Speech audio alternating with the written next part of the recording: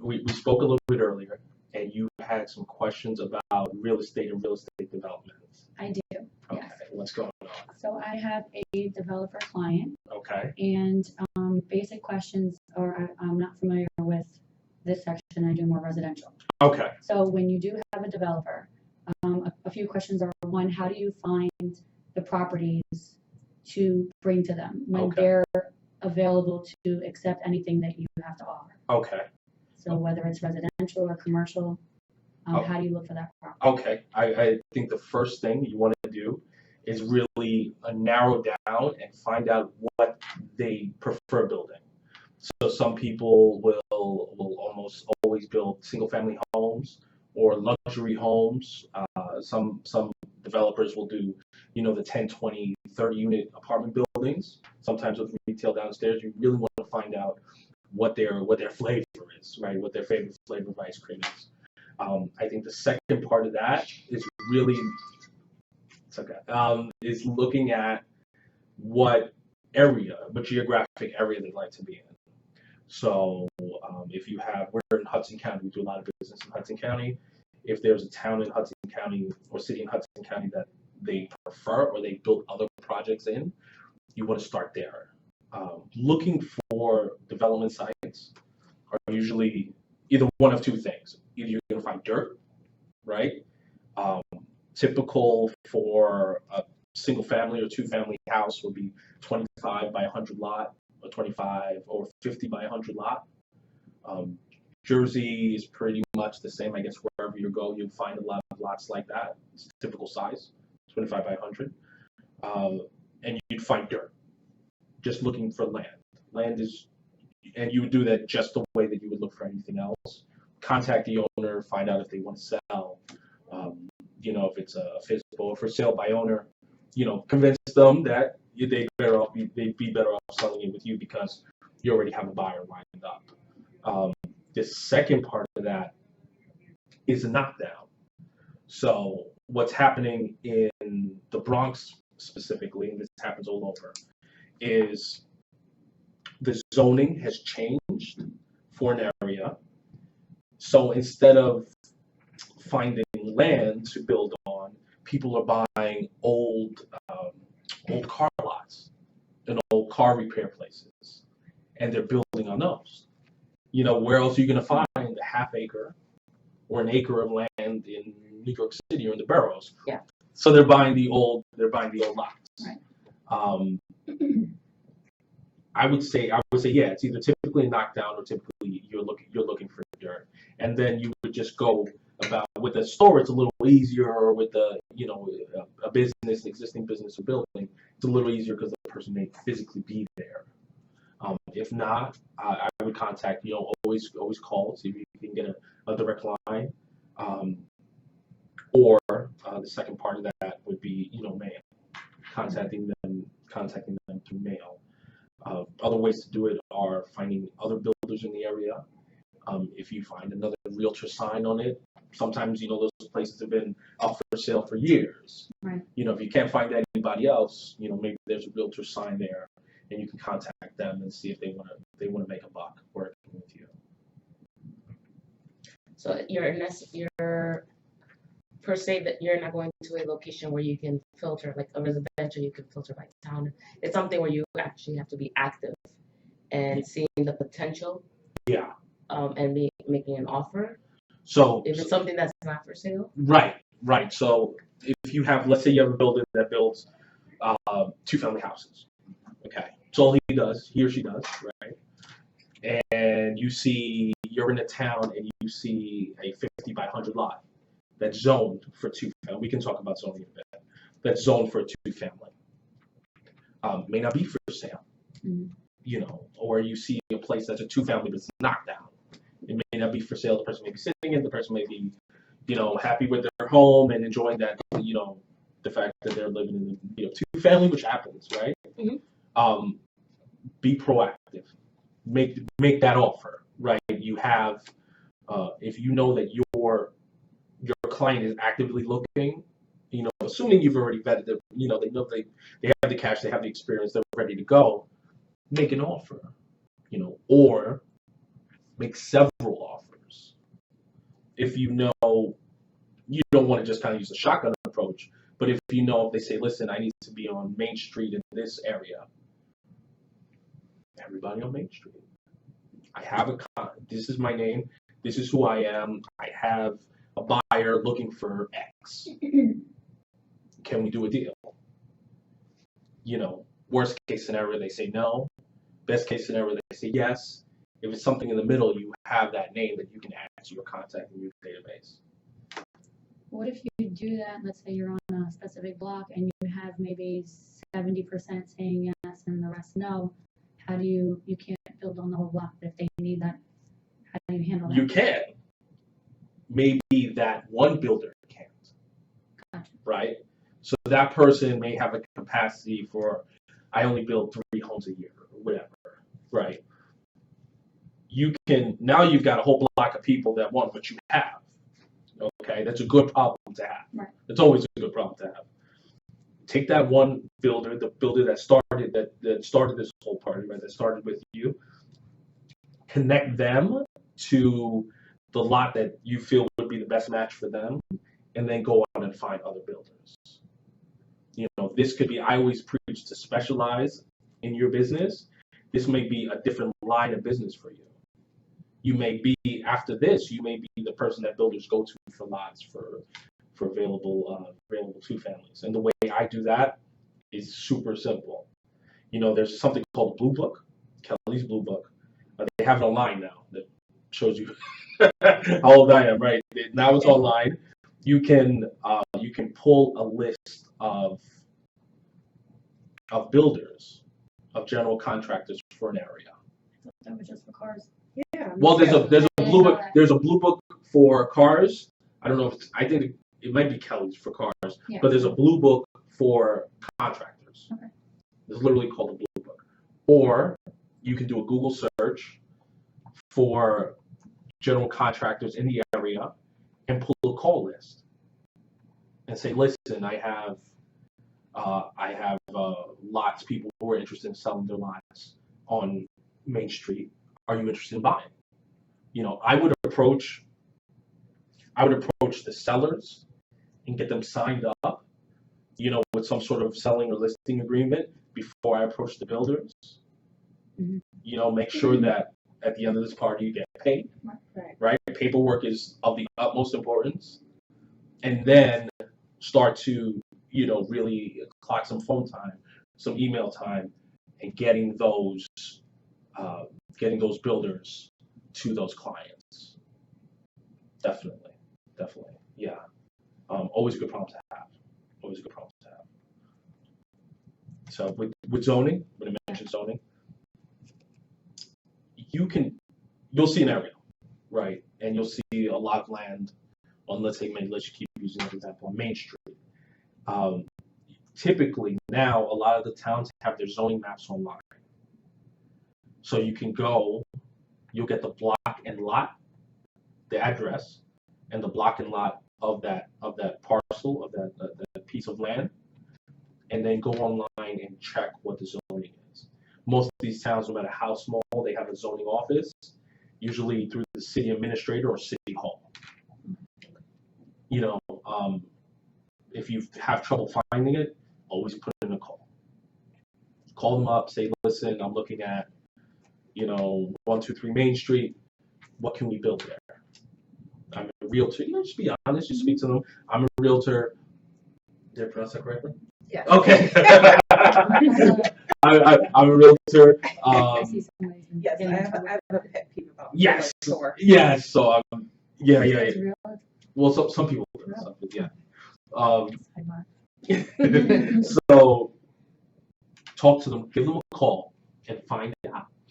You know, I did it recently for town of Bergen County, and because it was a regular size lot, she said, no, we don't. You know, the whole town, there's no 2 families in the town, which was good because I'm not going to sell that to a realtor, to a builder who wants to build a 2-family. Right. So give them a call and ask, what can we build here? And they'll say, well, you can build a house that's, you know, they might be able to go through the math with you and tell you can build a house that's 2,000 square feet, but they might just say a single family, or If you get lucky, it was a single family, maybe you can build a 4-family there, which happens, which adds value to the land. Yeah. So if you have a builder who, let's say, is looking to, for you to present something that's commercial, Okay. maybe real retail and then apartments above or something, Okay. maybe a mini mall. Okay. In the suburbs where there's no, or you find a town and you say there's nothing in this town. Is that what you do? You say, look, this town has nothing. Let me see, is it worth, and are they capable zoning wise of putting commercial in? And then is it worth finding? Yeah, you could do that a couple ways, right? How do you go about doing that? Right. So at some point, someone looked across the river in New York and says there's a whole city over there and they don't have a mall, right? Then you have Newport. Right. Or someone sees some place with city views that only has 2-family houses, and that place becomes Hoboken. Right. So you can do that. The zoning process to change zoning, depending on how large it is, how large the project is, can take a lot of time. So if you can match the right buyer with the seller that's able to kind of work with that person, or the price is right, you have estate sales. Listen, we need to sell 5 acres very quickly. And that person's able to make a deal and sit on it and go through zoning and planning. It may make sense for them. If you have, it's always good to know what everybody wants in that situation. Some towns fight. I'm not going to name any, but there's towns in Bergen County that to put a Starbucks in, you almost have to burn the place down. Like, it's very, very difficult. Very, very difficult. Or you find a town that's like, yes, we would love to. Jersey City, for example, they basically upzone the entire town, the entire city. Right. So now you can build 20-story buildings. Yeah. Which has changed everything. Yeah. Essentially. Yeah, the whole landscape of the town. So, you pick and choose. If you go to a city and you're driving around and say, it would be great here, a 20-unit building, and you see an abandoned car lot or an old factory that hasn't been used in 20 years, you can make the match. Okay. Yeah, I would then call, if you know your builder's looking for something like that, call that person. If you don't know who that person is, but you see an opportunity, find someone who's done something similar. So if you're somewhere in Bergen County and you go to Middlesex and you see a building that you think it's going to take a little imagination, right? Yes, If you see a building that you say, wow, that would be beautiful in Bergen County, let me find out who did it and call them up and say, would you be interested in going to this area? A lot of the times, when you're that big, when you're doing larger projects, 20, 30, 50 units, they move. They're not geographically agnostic. They won't just stay in one town because they run out of space. Right. So you can get them, and then they're like, "Who are you?" And you say, "Well, I'm, a realtor, right? I'm an agent, and I have this opportunity for you, right? It's always going to dictate. The opportunity is always going to dictate how much you get to speak to that person and what that looks like." Yeah. Okay. Yeah. So when you're looking, definitely, step one, talk to your buyer. Really understand what they want. Very specifically, because it'll shorten it'll make your life easier. Yeah, just driving around. Right. What can I do with this? Right, because then it's besides it being a waste of time, you're showing them. You may be showing them things that they're not looking for. So you really want to nail down exactly what they're looking for, what their schedule's like.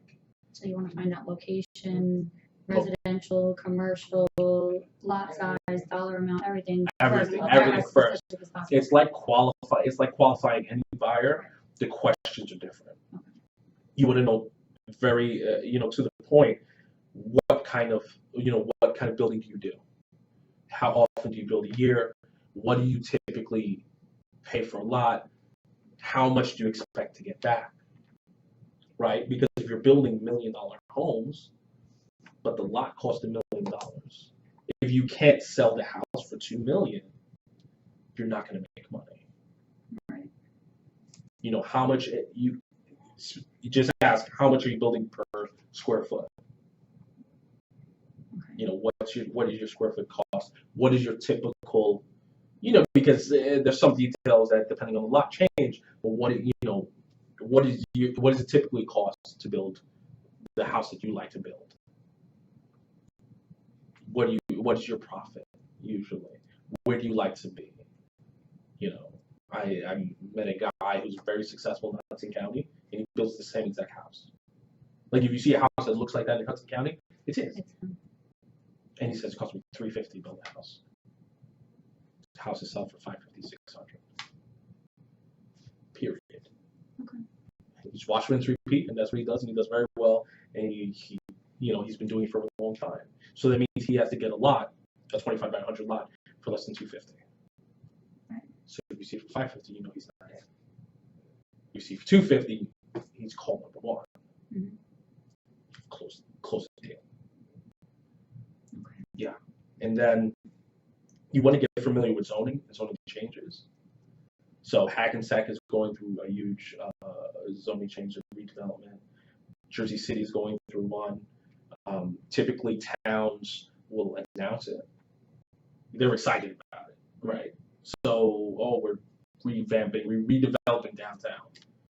Okay, be at those meetings. If you can't be at those meetings, go online and find out what you can. You know, and tell those builders, okay, this may be an opportunity for you, and just really move your people around. Give them opportunity. If you give them opportunity to build, they make their money building. You make your money selling. Right. You get them the land to build on.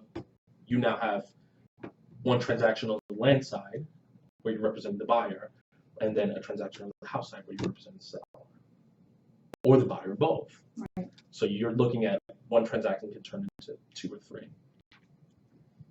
And commercially, how do you determine their profit there? So okay, Minimal, for example. Okay, so like if you're building like a large mall, or you're building a large mixed-use project, which is housing over retail, let's say. I'll make it as short as possible. So you're going to determine, typically those lots are no less than 10,000 square feet. Okay. So you're looking for 100 by 100 or more. Okay. The zoning is typically going to be R3 or more. R3. So there's a number, a ratio called the Florida Area Ratio, FAR. That'll determine how many square feet you can build. Okay. If a lot is 10,000 square feet, and let's say the FAR is 5, that means you could build 5 times the floor area ratio, which is 50,000 square feet, which ends up being about 5 stories. Gotcha. Multiplication. Mm-hmm. Simple math. Simple math. Mm-hmm. It's always easy math. So typically 10,000 square feet is where you start projects like that. And then you have to find out from the town, call the town, and see what's permissible there. They'll typically give you a zoning map. And that zoning map, you'll look at what square footage is allowed on that site. Typically, it'll be either a floor area ratio or multiple, where you can say, well, they'll say, oh, you can build 60,000 square feet on a 10,000 square foot site. Floor ratio, the FAR 6 times 10, right? Okay. Or they'll tell you how many units per acre you can build. Then you just convert the square footage to acres. I don't do it in my head. Google, right? Yeah. Google. If you type Alexa. it in, Alexa, right. It'll give you. Will Kelly tell you that? I don't know. That's a good question. It should. Ask her. She's my Kelly user. I heard today. She's the number one. She'll get there. She'll get there. She's only 2 years old. That's it. We're growing there. We're growing there. Smart 2-year-old. So you find out what it is. You find out what it is per acre. You convert the square footage to acres and then just multiply. Okay. Some of them are 30 per acre, some of them are 60 per acre, some of them are whatever. And then you'll know how many units you can put there. And then, you can kind of do the math. If every unit is 800 square feet, you can kind of guess what size of building you're going to be able to build. What's important there is once you figure out the size of the building, you can find out from the builder how much it's going to cost to build per square foot. Okay. That's the math you need. So once you determine the size. Right. What am I building? Literally. What can be built here? I like drawing things. Mm-hmm. Always have a sketch pad with me. Always have a piece of paper where I can sketch it out. Draw a square. Draw a box. Draw a box. Draw the floors, so you know how many square feet per floor. And just draw it out so you feel comfortable with it.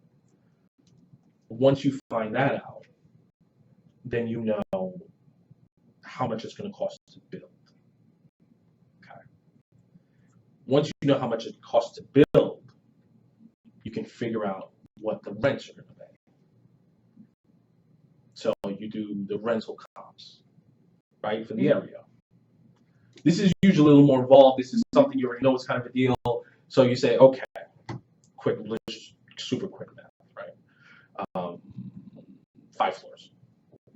5 floors, 50,000 square feet, $100 a square foot to build. It's a $5 million building. Okay, $5 million to build, period. Okay, so out of that $5 million, we can get 50 units, right?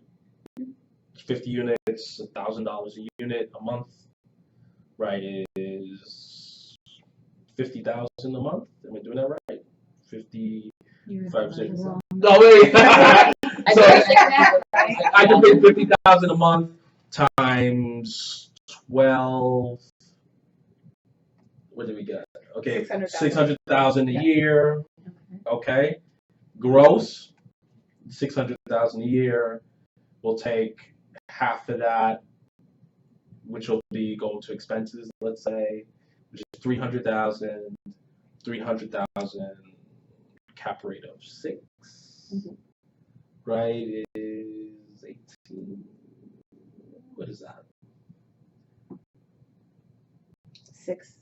No, so divided by 0.06. So it's 5 million, right? Breaking even. Right. So you need at least $1,000 a month for 50 units to break even. So you know if your rents are $2,000 a month, now we're making money. That's assuming that the value is like 6 cap, whatever over 6. But now, so you know more or less what you can build, how much it's going to cost to build, how much money you can make. And you're going to communicate that to him. Right? He'll probably know, or he or she will probably already know that. To some extent, they'll have a feeling about it because they've done it before. But you want to let them know, say, listen, this is how much you can make based on the rental comps in the area, based on the other sales in the area. You're doing your homework like anything else. Where you add value is making sure that they know the number that they can walk away with, and if they're paying too much for a piece of land, right? If the building's $5 million, if just to build it is $5 million, and the dirt's $2 million, then that rent has to be a lot higher. If you're looking at comps and the rents are $900, this is not worth it. Walk away. Walk away, or pay less. Right? Pay less upfront. And that's where you add value as an agent. That's where you add value. Because they're saying, I want to buy this. And you say, well, okay, this is how much you can afford to pay for it. Or this is how much I think we can we can lease it for. Right. Because you want that leasing Of business. course, yeah. Right. Maybe if you're doing a mixed-use project, the leasing downstairs carries everything upstairs, which happens. If the rental market is okay, but you can put like a supermarket downstairs or, some sort of a large clothing store or something like that, or food, a restaurant. If you can put a restaurant downstairs, that'll, like place like Hoboken or downtown Jersey City, where the restaurants pay whatever, because they want to be there. And the rents are the prime location. You said, listen, the rents could be whatever they are. This guy's going to pay $50,000 a month. Yeah. Do the deal. Buy it for this. And that's where you add value. By projecting out how much they can make. Okay. Yeah. Fun? It's fun. Work. It's work. It's definitely work. The math is easy, but definitely worth it. And there's always as a specialization, working with builders is a great thing. It's a great thing. I don't want to go backwards. No. Because we started with, you have a client, but how do you develop clients out like that? When you brand into the business? Fantastic question. When you want to tap into that. So, you want to get a list, right? You always want to be where your clients are, right? So if there's professional organizations, there's group meetings, sometimes there's Chamber of Commerce for whatever city you're operating in or wherever your farm area is. Meet them. On the flip side, you want to meet as many landowners as possible because you want to make that connection. As a new agent, you have to build your book of business. I go to MREA, get a listing, find a landowner, find a beat up home, typically a lot of general contractors will do rehabs as well. They have to keep their people busy. They have to keep their workers busy, so they'll do rehabs in their downtimes. Solicit beat up homes, shells, if there's any abandoned property in your area. And once you do that, say, listen, tell everybody, even if it's a little shack on a corner somewhere, I've got this for sale, and make sure that everybody knows that. And as they start to call, that'll help you build your book. Then you go through the 8x8 and the 33 touches and keep them in the loop, and then that'll grow your business. There's people that do very well, just specifically going after that business, because you can do 3 or 4 transactions. Sell the land, lease the units, or lease the commercial space, and then sell the project. So so you have that one client, and that may be a 5-year relationship with one client. And then you continue on. Yeah, finding them is just like literally finding them. You got to find the owners. You got to find out who owns that plot of land. The builders tend to, there's always like a handful of local individuals. Find out where they hang out. Find out what groups they go. Maybe there's a bowling league. Maybe you don't have to bowl, right? You just show up. Local bar. Local bar. Local bar. We know. Look for the people with the dirty boots. Yep. Yes. If you see somebody, or if there's a train in your area, or the PATH train, or you see somebody with paint on them, say, where do you work? Hey, I sell houses. I sell development land. I was walking a client last week on a project. I'm walking him around, and you see, guys up on scaffolding. I'm like, here's my card. I do this all the time. And you go and they found them, and that's how you build your book. They contact you, you contact them, asking around, do you know any builders? Do you know anybody who would be able to build a house? Do you know anybody that would build a commercial building? These guys love to put these individuals, not guys. These people love to put their signs everywhere. Call them. What are you guys looking for? Or what are you people looking for? And get their criteria. so that when you find it, you don't have to call 20 people, you call 2. Right. That's it. And then it's just wash, rinse, repeat. You build the business that way. I do almost entirely large commercial projects, multifamily and large development plans. So I know when I find a 20-unit building, I only got to call 5 people, excuse me. I only have to call a small group of people because I know that's exactly what they're looking for. Right. Yeah, it makes it a lot easier. Yeah. How long did it take you to build up your? So How long have you been in commercial? I've been in real estate since 2008. I've been in real estate since 2004, since I graduated from college. So it's 14 years now. I've been in sales 5 years.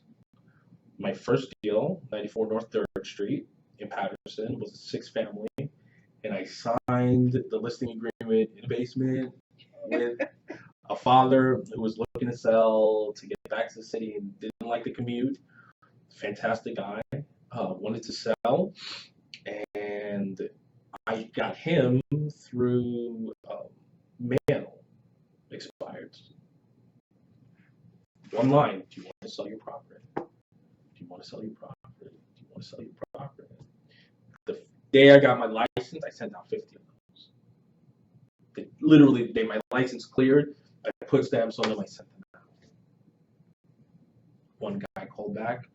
I went, I met him, we talked. I had no idea how to fill out. I asked my broker how to fill out the paperwork. I took the paperwork. We talked it over. I said, listen, this is what it's worth. I know you need to get out. I'm going to try to do this as soon as possible. The guy I sold it to ended up buying several more buildings from me. And then we became friends. Perfect. Yeah, and then we had the 1-year anniversary. He bought 15 buildings from me. I sold him a couple of them, but he bought 15 buildings, then sold the entire package to a hedge fund. And to commemorate that sale, we hung out on a yacht. And Nice. Not too shabby. No, not at all. Not at all with the chef and the staff. It was very, very nice. But that's where I started. And I had just got I didn't even know how to drive. I didn't even know where Patterson was. I was like a kid from New York. And you just persist. So I sold to him, to that one client, probably about $3 or $4 million worth of real estate. That was year 1.